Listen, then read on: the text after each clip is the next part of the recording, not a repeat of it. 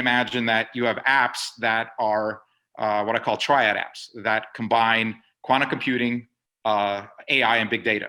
So you guys know all those things, right? Quantum computing now has become pretty straightforward. People are talking about it, and quantum computing does in basically 5 seconds what takes a supercomputer, not just a regular computer, supercomputer, 10,000 years to do. So you're looking at massively fast calculations. It doesn't do everything perfect on for everything, but you're getting the gist of like where that's going in terms of speed. And big data holds obviously all the data, and AI, how much that's accelerating. You now have AI that is beating not only humans at all the board games, but also analyzes data in medicine and is actually beating doctors at analyzing disease. So all those things are going to be in an app, and imagine you're going to have all the big companies having competing apps. So you have Google, Apple, Oracle, Microsoft, Amazon, you name it, they're going to have, every one of them is going to have an engineering app and a chemistry app and you name it. So in the end, you're going to have a little mobile device that can access this information, and what would take you months in research to do, you're going to be doing this in seconds, right? And it's not even you doing it, it's this app, and you'll be able to pay by the second, by the minute, by the hour, lease it, right? It's a pay as you go. So that's going to be the technology, and that's the system and the society that we'll be in. So at that point, you have to ask, what's the value of a human, right? Why are you valuable? Why are you relevant in that society?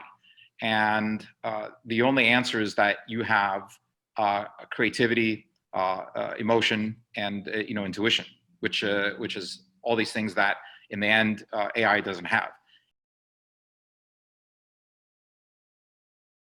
So incremental innovation is created, and breakthrough innovation is discovered.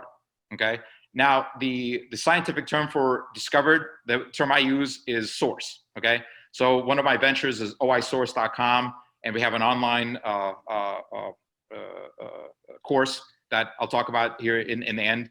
That puts questions, answer statements in a system where it helps you innovate and start thinking like a breakthrough innovator.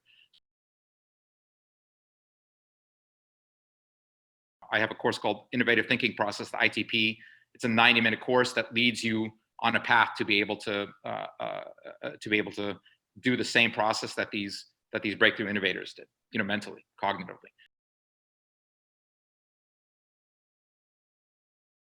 The breakthrough innovators, the really top level innovators, they understand that there's a separation between them and the thoughts coming to them. So for instance, Einstein and Tesla never said they created anything. They said, I discovered this, always. Okay. And Newton, said he discovered it. So they can sense that this is information that's coming to them. Steve Jobs, same thing. So it's something where the best innovators can sense information coming to them, and they're able to use it. Okay. And that information is coming to them only because they're asking a question. Because if you're not asking a question, you're not getting any information from the outside. You're asking questions as an individual, as a human. The question is the most powerful metaphysical tool you have, bar none.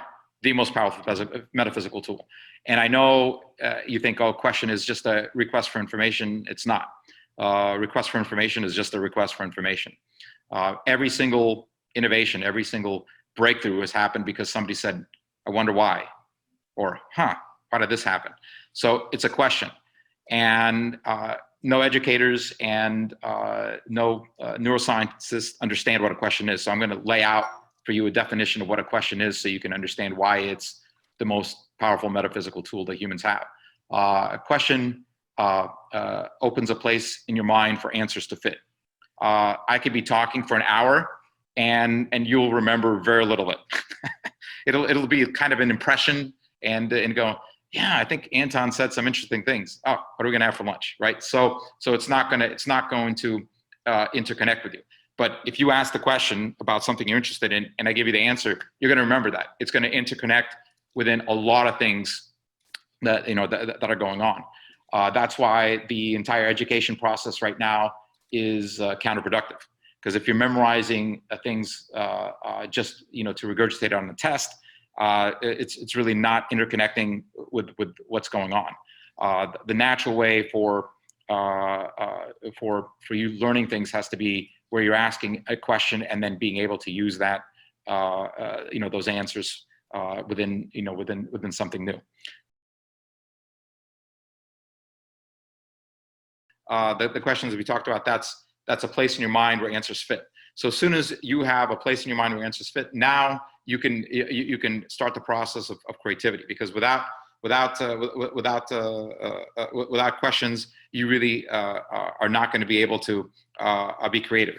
And in music, for instance, you think, well, you're not asking questions in music. Actually, you're in continuous question mode in music. Continuous. When you are playing, you're listening. Is the note right? Is the feeling right? What am I doing? You're asking questions continuously.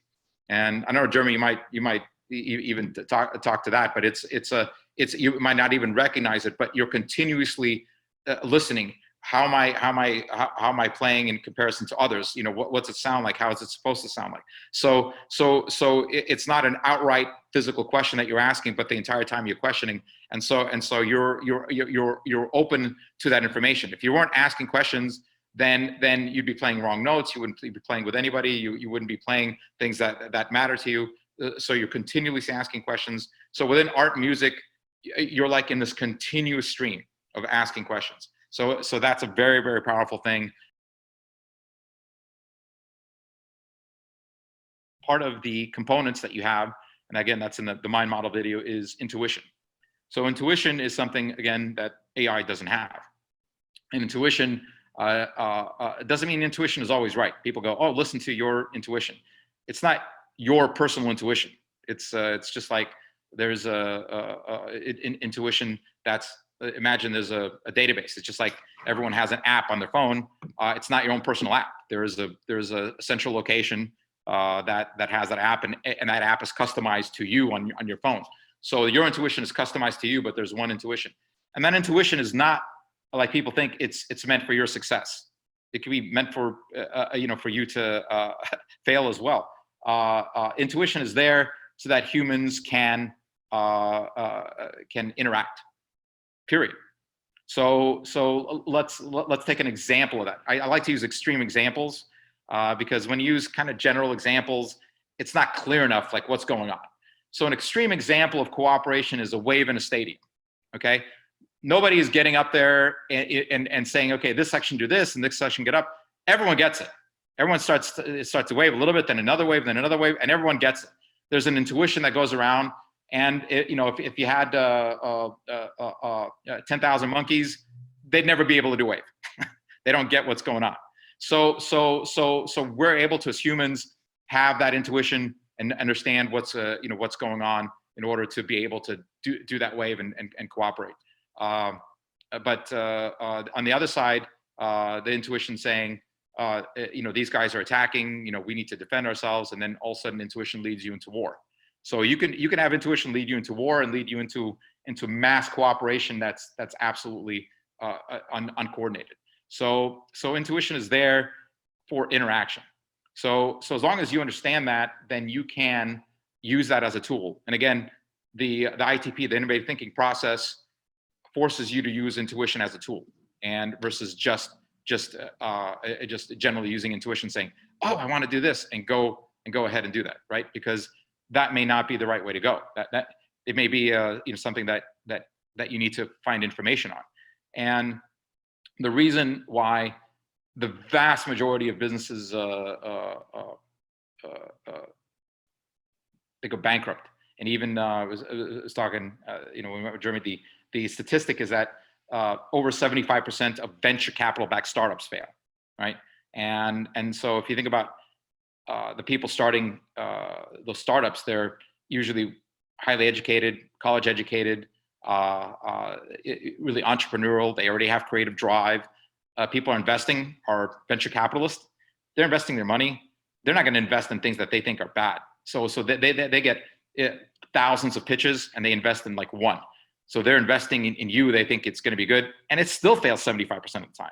And that's only venture capital back. So the number probably is in the 90%, 95% that of startups that fail if you don't look at venture capital. Every one of those people are using their intuition, right? They're failing, okay?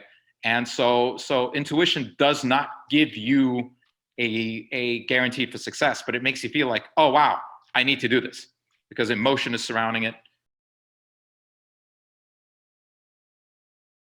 But emotion is always the key to creativity, because it's a stimulant for your thoughts and for what you're doing. But again, emotion can also take you in the wrong direction. Emotion is not there for your benefit and for your success. Emotion is there for interaction, just like intuition is there. And so the ITP allows you to use emotion as a tool in order to innovate. Because otherwise, I always have the colloquial statement saying, either you're using emotion or emotion is using you. That's it. It's one or the other. It's a binary action.